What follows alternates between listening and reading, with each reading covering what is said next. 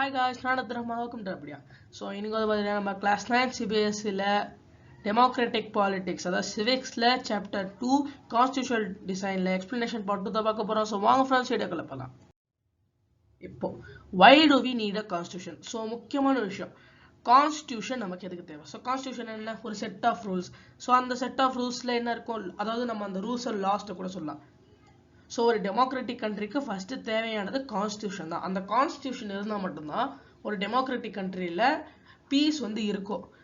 இப்போ நம்ம எக்ஸாம்பிளுக்கு எடுத்துக்கணும்னா சவுத் ஆப்பிரிக்கன் கவர்மெண்ட், நமக்கு அந்த இடத்துல கான்ஸ்டிடியூஷன் ஒரு விஷயம் இருந்ததுன்னா அப்பார்த்தைட் சிஸ்டமை எடுத்துட்டு வந்திருக்க முடியாது. ஸோ கான்ஸ்டிடியூஷன் இல்லாத காரணத்தினால மட்டும்தான் அப்பார்த்தைட் சிஸ்டம் வந்து அந்த இடத்துல அதிகமாச்சு. ஸோ அதுவே அந்த இடத்துல வந்து கான்ஸ்டிடியூஷனோ ஒரு டெமோக்ராட்டிக் கண்ட்ரி இருந்தா மக்கள் அது அந்த இடத்துல மெஜாரிட்டியா யார் இருந்தா பிளாக் பீப்புள். ஸோ கண்டிப்பா அந்த சவுத் ஆப்பிரிக்கன் ஆரிஜின் இருக்கிற அந்த பிளாக் பீப்புள் தான் வந்து பாத்தீங்கன்னா ரூலர்ஸா இருந்திருப்பாங்க. இப்போ அதுவே வந்து பாத்தீங்கன்னா அந்த இடத்துல என்ன நடந்தது, ஒரு கான்ஸ்டிடியூஷனோ ஒரு டெமோக்ராட்டிக் கண்ட்ரியா இல்லாத காரணத்தினால அந்த இடத்துல ஒயிட் மைனாரிட்டி பிளாக் மெஜாரிட்டிய வந்து அப்ரெஸ் பண்ண ஆரம்பிச்சாங்க. The oppressor and the oppressed in this new democracy were planning to live together as equals.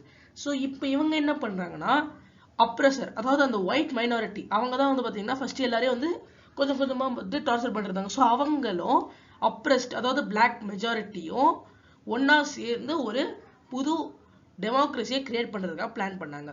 ஆனா இவங்களுக்கு வந்து பாத்தீங்கன்னா ஈச் அதர் ட்ரஸ்ட் பண்ண முடியாது. ஸோ இவ்வளவு நாள் நம்மளை போட்டு டார்ச்சர் பண்ணவன் எப்படி வந்து நாளைக்கே நம்ம கூட ஒண்ணு சேருவான், இவ்வளவு நாள் நம்ம இடத்த வச்சிருந்தவன் எப்படி கொஞ்ச நாள்லயே வந்து நம்ம கூட சேருவான், ஸோ அவங்க எப்படி நம்ப முடியுங்கிற ஒரு ட்ரஸ்ட் வந்து பாத்தீங்கன்னா அவங்க கிட்ட இல்லை. அவங்களுக்கு நடுவில் வந்து பார்த்தீங்கன்னா பயம் இருந்தது. ஸோ அவங்க வந்து அவங்களோட இன்ட்ரெஸ்ட்டை சேஃப்கார்ட் பண்ண பார்த்தாங்க. ஸோ பிளாக் மெஜாரிட்டி வந்து என்ன நினைச்சாங்கன்னா black majority was keen to ensure that the democratic principle of majority rule was not compromised. அதாவது பிளாக் வந்து என்ன நினைச்சாங்கன்னா இவ்வளவு நாள் கஷ்டப்பட்டு நம்ம வாங்கியிருக்கோம், இந்த இடத்துல வந்து நமக்கு அது மறுபடியும் வந்து அந்த ஒரு ரூல் வந்து போயிடக்கூடாதுங்கிற மாதிரி வந்து பார்த்தீங்கன்னா அவங்க இருந்தாங்க. அதுவே இந்த இடத்துல ஒயிட் மைனாரிட்டி வந்து என்ன இருக்காங்கன்னா அவங்களோட ப்ரிவிலேஜஸ் ப்ராப்பர்ட்டியை மெயின்டைன் பண்ண பாக்குறாங்க. இவ்வளவு நாள் நம்ம கஷ்டப்பட்டு அவங்க கிட்ட இவங்க கிட்ட வாங்கினது நம்ம தான் இந்த இடத்த ரூல் பண்ணிருந்தோம், டக்குன்னு எடுத்து ப்ரிவிலேஜஸை கொடுக்க முடியாதுன்னு சொல்லிட்டு அந்த இடத்துல ஒயிட் மைனாரிட்டி தான் வந்து அவங்களோட ப்ரிவிலேஜஸையும் ப்ராப்பர்ட்டியையும் மெயின்டைன் பண்ண பாக்குறாங்க. ஸோ இப்போ ரெண்டு பேரும் நடுவில் இந்த மாதிரி வந்து பார்த்தீங்கன்னா ஒரு பிரச்சனை இருந்தது. After long negotiation both parties agreed to a compromise. So ரெண்டு பார்ட்டியும் வந்து பார்த்தீங்கன்னா ஒரு காம்ப்ரமைஸ்க்கு வருது. So white agreed to the principle of majority rule and that of one person one vote. So அப்புறம் வந்து பார்த்தீங்கன்னா one person one vote இருக்கிற அந்த ஒரு ரூல் வந்து எடுத்துக்கிறாங்க, the democratic. They also agreed to accept some basic rights for the poor and workers. So சில basic rights poor workers, அதாவது இந்த right to speak, right to freedom, so இந்த மாதிரி நம்ம இந்தியாவில் இருக்கிற சாதாரண சில பேசிக் ரைட்ஸ் எல்லாமே புவர் பீப்புளுக்காகவும் ஒர்க்கர்ஸாகவும் வந்து அவங்க அக்ரி பண்ணிக்கிறாங்க. ஸோ பிளாக் வந்து என்ன சொல்றாங்கன்னா நாங்கள் வந்து நீங்கள் இவ்வளோ நாள் என்ன வேணால் பண்ணியிருந்துருக்கலாம், ஆனாலும் நாங்கள் வந்து மெஜாரிட்டி ரூலாக அவங்கள வந்து அப்ரெஸ் பண்ண மாட்டோம். Black agree that majority will not be absolute. So எல்லாரையும் வந்து பார்த்தீங்கன்னா நாங்கள் எதுவுமே செய்ய மாட்டோம், நாங்கள் மெஜாரிட்டியாக இருந்தாலும் எல்லாரும் ஈக்குவல் அப்படிங்கிற மாதிரி வந்து பார்த்தீங்கன்னா கிரியேட் பண்ணுறாங்க. This compromise was not easy. How was this compromise going to be implemented? Even if they managed to trust either, what was the guarantee that this trust will not be broken in the future? So இந்த compromise வந்து பார்த்தீங்கன்னா easy கிடையாது. நம்ம வந்து இதை எப்படி implement பண்ண முடியும்? ஸோ ஒரு காம்ப்ரமைஸ் நம்ம கிரியேட் பண்ணிட்டு அதை எப்படி இம்ப்ளிமெண்ட் பண்ணுறது, அப்புறம் எப்படியா உங்களுக்கு ட்ரஸ்ட் பண்ணாலும் என்ன கேரண்டி இருக்கு இன்னும் கொஞ்ச நாள் அந்த ட்ரஸ்ட் உடையுங்கிறதுக்கு. ஸோ அந்த மாதிரி வந்து பார்த்தீங்கன்னா what was the guarantee that this trust will not be broken in future? So இந்த இடத்துல வந்து பாத்தீங்கன்னா அந்த நம்பலாமா, அந்த நம்பினா நம்ம வந்து இது மறுபடியும் உடையாதுங்கிறது எப்படி நம்பலாங்கிற மாதிரி வந்து பாத்தீங்கன்னா நம்ம தராங்க. ஸோ இப்போ அவனை நம்பணும் இவனை நம்பணும், ஸோ இந்த மாதிரி வந்து நம்புறது தேவையில்லாது. அதாவது நம்ம வந்து யாரையும் நம்ப முடியாது, யார் வேணா எப்படி வேணா மாறலாம். ஸோ அதனால இருந்த ஒரே ஒரு வழி என்னன்னா only way to build and maintain trust in such a situation is to write down some rules of the game that everyone would abide by. இப்போ ஃபுட்பால்னா கையில பிடிச்சா ஃபவுல், அப்புறம் கிரிக்கெட்னா எப்படியே கையில அப்படியே த்ரூல பிடிச்சா அவுட். ஸோ இந்த மாதிரி ரூல்ஸை வந்து பார்த்தீங்கன்னா ஃபாலோ பண்ணணும். அந்த ரூல்ஸை ஃபாலோ பண்ணா நமக்கு வந்து யாரை வேணா நம்ம டெஸ்ட் பண்ணலாம். ஸோ இப்போ வந்து பார்த்தீங்கன்னா எந்த பிளேயர் வந்து ஃபுட்பாலை கையில் பிடிச்சாலும் ஃபவுல் தான். ஸோ யார் வேணா வந்து பார்த்தீங்கன்னா அந்த இடத்துல அந்த ரூலை வந்து ஒபே பண்ண முடியாதுன்னு சொல்ல முடியாது. ஸோ அதுவே வந்து பார்த்தீங்கன்னா ரியல் லைஃப்ல அந்த ஒரு ஃபவுலுங்கிற நம்ம ஒரு கிரைம் மாதிரி வச்சுக்கலாம். ஸோ அதுவே ஃபுட்பாலில் வந்து இந்த மாதிரி ஒரு ஃபவுல் நடந்தால் அதை வந்து ஒத்துக்கலன்னா அந்த இடத்துல ரெட் கார்டு எல்லோ கார்டு கொடுப்பாங்க. அதுவே ரியல் லைஃப்ல நடந்தால் அதுக்கு நீ ஏற்ற பனிஷ்மெண்ட் இருக்கும். ஸோ அந்த மாதிரி தான் வந்து பார்த்தீங்கன்னா ஒரு செட் ஆஃப் ரூல்ஸ். ஸோ எல்லா கேமுக்கும் ரூல்ஸ் இருக்கும். ஸோ ரூல்ஸ் இல்லாத கேம்னு வந்து பார்த்தா சொல்ல முடியாது. ஈவன் ரொம்ப மோஸ்ட் வர்ஸ்ட் கேம்னா கூட அந்த இடத்துல அட்லீஸ்ட் ஒரு ரூலாவது இருக்கும். ஸோ ரூல்ஸ்ன்னு எல்லாமே கேம் இருக்காது. ஸோ அதே மாதிரி ஒரு கேமுக்கே ரூல்னு இருக்கிறப்போ இவ்வளோ பெரிய நேஷனுக்கு எப்படி ரூல்ஸ்ன்னு இல்லாமல் இருக்கலாம்? These rules also determine what the elected government are empowered to do and what they cannot do. So இந்த ரூல்ஸால எலெக்டட் கவர்மெண்ட் வந்து என்ன பண்ண முடியும் என்ன பண்ண முடியாதுன்னு கூட சொல்ல முடியும். ஸோ அதுவே பவர் வந்து ஒரு ஆளோட கையில் போயிடுச்சுன்னா அது வந்து எப்படி மாறிடும்னா கவர்மெண்ட்டாக இருக்காது, அது வந்து டிக்டேட்டர்ஷிப்பாக மாறிடும். ஸோ டிக்டேட்டர்ஷிப்பாக மாறிடுச்சுன்னா என்ன ஆகும்னா எப்படியும் அப்போ இருந்தது பிளாக் பீப்புள் தான் மெஜாரிட்டி, அப்போ கண்டிப்பாக ஒயிட் மைனாரிட்டிக்கு என்ன இருக்கும்? ஸோ அப்படியே ஹிட்லர் வந்து ஜெர்மனியில் பண்ண வேலைமே வந்து பார்த்தீங்கன்னா டோட்டலி வந்து ஜூஸ் எப்படி அழிஞ்சாங்களோ அதே மாதிரி ஒயிட் மைனாரிட்டி இந்த இடத்துல பிரச்சனையில மாட்டியிருப்பாங்க. ஆனால் முக்கியமான விஷயம் என்னன்னா அந்த இடத்துல வந்து பிளாக்ஸ் அந்த மாதிரி யோசிக்கலை. ஏன்னா அவங்க வந்து ஃபார்ம் பண்ணது ஒரு டெமோக்ராட்டிக் கண்ட்ரியாக ஃபார்ம் பண்ணாங்க. இது வரைக்கும் இந்த ரூல்ஸ் எல்லாம் மக்கள் என்ன பண்ண முடியுங்கிறத சொல்ல.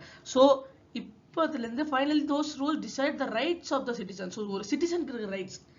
These rules will work only if the winner cannot change them very easily. So இந்த ரூல்ஸ் வந்து எப்போ வந்து ஒர்க் ஆகும்னா வின்னர் வந்து இதை வந்து சேஞ்ச் பண்ண முடியாது. இப்போ நம்ம வந்து எலெக்ஷன் வந்து நடத்துறோம். இப்போ பிஎம் வராரு. ஸோ பிஎம்க்கு புதுசாக ஒருத்தர் வராரு. அவர் வந்து என்ன பண்றாருன்னா பிஎம் வந்து இனிமேல் எலெக்ஷன்ல நடக்காது, நான் மட்டும் தான் பிஎம்ங்கிற மாதிரி ரூல்ஸ் வந்து மாற்றக்கூடாது. அவர் வந்து மாற்றக்கூடாது. அந்த மாதிரி ரூல்ஸ் வந்து பார்த்தீங்கன்னா மாற்றக்கூடாது. ஸோ மாத்துற மாதிரி வந்து பார்த்தீங்கன்னா எப்பவுமே ரூல்ஸ் இருக்கக்கூடாது. ஸோ அதனாலேயே எப்போ வந்து இந்த ரூல்ஸ்லாம் வேலை செய்யணும்னா த வின்னர், அதாவது அந்த எலெக்டட் ரெப்ரஸன்டேட்டிவ் வந்து அதை சேஞ்ச் பண்ணக்கூடாது. This is what the South African did. They agreed on some basic rules.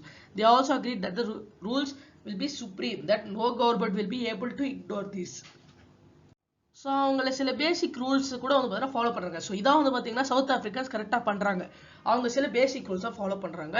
அப்புறம் இதை வந்து சுப்ரீம், இந்த ரூல்ஸ்லாம் சுப்ரீமாக இருக்கும், அதாவது எண்டு, இதை வந்து யாரும் வந்து வயலேட் பண்ண முடியாது. That no government will be able to ignore this. This set of basic rules is called a constitution. அதாவது ஒரு set of basic rules is called a constitution. Constitution is not unique to South Africa. Every country has diverse group of people. Their relationship may not have been as bad as that between the whites and the blacks in South Africa. But all over the world, people have differences of opinion and interest. Whether democratic or not, most countries in the world need to have these basic rules. This applies not just to government. Any association need to have its constitution. It could be a club in your area, a cooperative society, or a political party. They all need a constitution. So, constitution வந்து பார்த்தீங்கன்னா south ஆஃப்ரிக்காவுக்கு மட்டும் யூனிக்னு சொல்ல முடியாது. So ஒவ்வொரு கண்ட்ரியில் different countries இருக்கலாம், different கண்ட்ரியில் divorce group of people இருந்திருக்கலாம். ஆனால் அவங்களோடது வந்து இந்த ஒயிட்ஸ் அண்ட் பிளாக்ஸ் அந்த மாதிரி இந்த எந்த இடத்துல பார்த்தீங்களா ஒயிட்ஸ் பிளாக் இருந்தால் அவங்களோட ரிலேஷன்ஷிப் அவ்வளோ நல்லா இருக்காது. ஸோ அந்த அளவுக்கு மோசமாக இல்லைனாலும் எல்லா இடத்துலையும் வந்து மக்கள் இருப்பாங்க. ஸோ அவங்க எல்லாரும் ஒரே மாதிரி இருப்பாங்க சொல்ல முடியாது. ஏன்னா அந்த இடத்துல எல்லாருக்கும் வந்து பார்த்தீங்கன்னா டிஃப்ரென்ஸ் இருக்கும், டிஃப்ரெண்ட் ஒப்பீனியன்ஸ் இருக்கும், டிஃப்ரெண்ட் இன்ட்ரெஸ்ட் இருக்கும். ஸோ டெமோக்ராட்டிக்கோ இன்ட்ரியோ அந்த டெமோக்ராட்டிக்கோ இல்லையோ அந்த இடத்துல வந்து பார்த்தீங்கன்னா மோஸ்ட் கண்ட்ரிக்கு பேசிக் ரூல்ஸ் தேவை. இப்போ மொனார்க் கண்ட்ரியாக கூடவே இருக்கலாம், அந்த இடத்துல ஃபைனல் பவர் வந்து ஒரு நான் எலெக்டட் ரெப்ரஸன்டேட்டிவ் கிட்ட தான் இருக்குது, அதான் அந்த நாட்டோட ராஜா. ஸோ அந்த மொனார்க் இப்போ கூட வந்தோன்னா நிறைய மொனார்க் இருக்குது. அப்போது அப்படியே பார்க்குறப்போ கூட அந்த இடத்துல நிறைய ரூல்ஸ் இருக்கும். அந்த இடத்துல வந்து நம்ம எப்படி சொல்றதுன்னா நம்ம எலெக்ட் பண்ண முடியாது. ஸோ எலெக்ஷன் இருக்காது, ஆனால் ஒரு கான்ஸ்டியூஷன் இருக்கும். ஸோ இது பண்ணா தப்பு, இது பண்ணா கரெக்ட், இந்த ரைட்ஸ் இருக்கு, அந்த மாதிரி வந்து பார்த்தீங்கன்னா அவங்களே கான்ஸ்டியூஷன் வச்சிருப்பாங்க. இல்லைன்னா அந்த இடத்துல கிரைம் ரேட் ரொம்ப அதிகமாகும். ஸோ கான்ஸ்டியூஷனுங்கிறது அந்த இடத்துல இருக்கும். டெமோக்ராட்டிக்கோ இல்லையா கண்டிப்பாக கான்ஸ்டியூஷன் இருந்தாகணும். ஸோ அது வந்து ஒரு கண்ட்ரிக்கு மட்டுமே நம்ம சொல்ல முடியாது, எனி அசோசியேஷன். ஸோ இப்போ கோஆப்ரேட்டிவ் சொசைட்டி, ஒரு கிளப்பு, எல்லாத்துக்கும் கான்ஸ்டியூஷன் தேவை. ஒரு கிளப்பா இருக்கட்டும், ஒரு கோஆப்ரேட்டிவ் சொசைட்டியா இருக்கட்டும், பொலிட்டிக்கல் பார்ட்டியா இருக்கட்டும், எல்லாத்துலயும் கான்ஸ்டியூஷன் இருக்கணும். நீ இதை பண்ணனா இது தப்புங்கிற மாதிரி சொல்லணும். ஸோ நம்ம என்ன சொல்லலாம், கான்ஸ்டியூஷன் வந்து ஒரு செட் ஆஃப் ரிட்டன் ரூல்ஸ், அதாவது அந்த ரிட்டன் ரூல்ஸ் வந்து எல்லா பீப்புளாலையும் வந்து பார்த்தீங்கன்னா அக்செப்ட் பண்ணணும். ஸோ இது கரெக்டுங்கிறமே வந்து பார்த்தீங்கன்னா எல்லாரும் அக்செப்டடாக இருக்கணும். Constitution is a supreme law that determines the relationship among people living in the territory called citizen. So அதுவே கான்ஸ்டியூஷன் ஒரு சுப்ரீம் லா. இது வந்து பாத்தீங்கன்னா மக்களுக்கு நடுவில் அந்த இடத்துல இருக்கிற பீப்புள், அதான் அந்த டெரிட்டரிக்குள்ள, ஒரு கண்ட்ரினா அந்த டெரிட்டரிக்குள்ள இருக்கிற பீப்புள், ஸோ அவங்களுக்கு நடுவில் இருக்கிற ஒரு ரிலேஷன்ஷிப் அதை வந்து டிட்டர்மைன் பண்றது தான் ஒரு கான்ஸ்டியூஷன். இதை வந்து அவங்கள சிட்டிசன் சொல்லலாம். ஸோ அந்த டெரிட்டரிக்கு உள்ள இருக்கிறவங்க அவங்களோட இந்த கண்ட்ரியோட citizens. And also relationship between the people and the government. So people நடுவுல இருக்கிற ரிலேஷன்ஷிப்பை வந்து பார்த்தீங்கன்னா டிட்டர்மைன் பண்ணணும். அப்படியே பீப்புளுக்கும் கவர்மெண்ட்டுக்கும் இருக்கிற நடுவில் இருக்கிற ரிலேஷன்ஷிப்பையும் டிட்டர்மைன் பண்ணணும். A constitution does many things. First, it generates a degree of trust and coordination that is necessary for different kind of people to live together. So ஒரு கோஆர்டினேஷனையும் ஒரு ட்ரஸ்ட்டையும் வந்து பார்த்தீங்கன்னா ஒரு கான்ஸ்டியூஷன் வந்து கிரியேட் பண்ணும். ஸோ இப்போ ஒரு ட்ரஸ்ட் இருக்கும். ஸோ நமக்கு வந்து பார்த்தீங்கன்னா ஒரு கான்ஸ்டியூஷன் இருக்குன்னா அவரால் வந்து நம்ம எதுவும் பண்ண முடியாது, ஸோ எப்படியோ வந்து மாட்டிப்பாரு, அதனால நம்மளுக்கும் அவருக்கும் பிரச்சனை வராது. ஸோ ரூல்ஸ் இருக்கு, கான்ஸ்டியூஷன் இருக்கு, ஸோ அதனால வந்து பார்த்தீங்கன்னா மக்களுக்கு நடுவில் வந்து பார்த்தீங்கன்னா ஒரு டிகிரி ஆஃப் ட்ரஸ்ட் வரும். Second, it specifies how the government will B constituted, who will have the power to take which decisions. So இது மூலியமா வந்து பார்த்தீங்கன்னா கவர்மெண்ட்டை வந்து கான்ஸ்டியூட் பண்ண முடியும். ஸோ சில பேருக்கு சில பவர் மட்டும் தான் கொடுக்க முடியும். ஸோ பிஎம்க்கு வந்து பார்த்தீங்கன்னா அந்த பிஎம்க்கு என்ன பவர் இருக்கோ அதை மட்டும் தான் கொடுக்க முடியும். ஸோ சிஎம்னா அவர் அந்த நாட்டில் ஒரு சின்ன ஸ்டேட் மட்டும் தான் வருது, அந்த ஸ்டேட்ல கூட எல்லாமே அவர் பண்ண முடியாது. ஸோ அவருக்குன்னு என்ன வேலை இருக்கோ அதை மட்டும் தான் அவரால் பண்ண முடியும், அவருக்கு என்ன பவர் இருக்கோ அதை மட்டும் தான் அவரால் பண்ண முடியும். ஸோ டெசிஷன்ஸாக இருக்கட்டும் எல்லாமே அவர் வந்து பார்த்தீங்கன்னா பார்த்து தான் எடுக்கணும். Third, it lays down limits on the power of government and tells us what the rights of citizens are. So இது தேர்ட் ரொம்ப இம்பார்ட்டன்ட் ஆனது. அவங்கள கவர்மெண்ட்டோட பவர்ல லிமிட்ஸ் வந்து பார்த்தீங்கன்னா லே டவுன் பண்ணுவோம். So most important limits. So limits வந்து இல்லைன்னா கண்டிப்பாக என்ன ஆகும், அது ஒரு டிக்டேட்டர்ஷிப் ரூலாக மாறிடும். ஸோ எப்போவுமே டெமோக்ராட்டிக் கண்ட்ரி டிக்டேட்டர்ஷிப் ரூல் கூட போகவே கூடாது. ஸோ அது ரொம்ப இம்பார்ட்டண்டாக இருக்கணும். ஃபர்ஸ்ட் விஷயம் நமக்கு கான்ஸ்டியூஷன் கரெக்டாக இருக்கணும். Fourth, it expresses the aspirations of the people about creating a good society. So இது வந்து பார்த்தீங்கன்னா மக்களுக்கு நடுவில் ஒரு குட் சொசைட்டி கிரியேட் பண்ணுற ஒரு உள்ளுணர்வு வந்து பார்த்தீங்கன்னா எக்ஸ்பிரஸ் பண்ணும். All countries that have constitution are not necessarily democratic, but all countries that are democratic will have constitution. So constitution இருக்கிற கண்ட்ரிஸ் எல்லாத்தையும் நம்ம டெமோக்ராட்டிக்னு சொல்ல முடியாது. ஆனால் எல்லா கண்ட்ரியும் டெமோக்ராட்டிக்காக இருக்கிறது கண்டிப்பாக கான்ஸ்டியூஷன் இருக்கும். ஸோ மொனார்க்காக இருக்கிற ஒரு கண்ட்ரி கிட்ட ஒரு கான்ஸ்டியூஷன் இருக்கலாம், ஆனால் ஒரு டெமோக்ராட்டிக் கண்ட்ரியில் கண்டிப்பாக கான்ஸ்டியூஷன் இருந்தால் இருக்கணும். After the war of independence against Great Britain, the Americans gave themselves a constitution. After the revolution, the French people prepared a democratic constitution. Since then, it has become a practice in all democracies to have a written constitution. So Americans வந்து great Britain கிட்ட இருந்து வந்து பார்த்தீங்கன்னா independence கிடைச்சதுக்கு அப்புறம் அவங்க ஒரு constitution pop பண்ணாங்க. அதுவே பிரெஞ்சு ரெவல்யூஷனுக்கு அப்புறம் பிரெஞ்சு பீப்புள் வந்து பார்த்தீங்கன்னா ஒரு டெமோக்ராட்டிக் கான்ஸ்டியூஷனை அப்ரூவ் பண்ணாங்க. Since then அது ஒரு ப்ராக்டிஸாக மாறிச்சு. அதாவது ஒரு டெமோக்ரஸி கண்ட்ரிக்கு ஒரு கான்ஸ்டியூஷன் தேவை. So thank you friends. இதோட கண்டினியூஷனை நம்ம அடுத்தடுத்த வீடியோவில் பார்க்கலாம். இந்த வீடியோ உங்களுக்கு பிடிச்சதுன்னா லைக் ஷேர் கமெண்ட் பண்ணுங்க. மறக்காம சேனலை சப்ஸ்கிரைப் பண்ணுங்க. ஸோ தேங்க்யூ ஃப்ரெண்ட்ஸ், பாய்.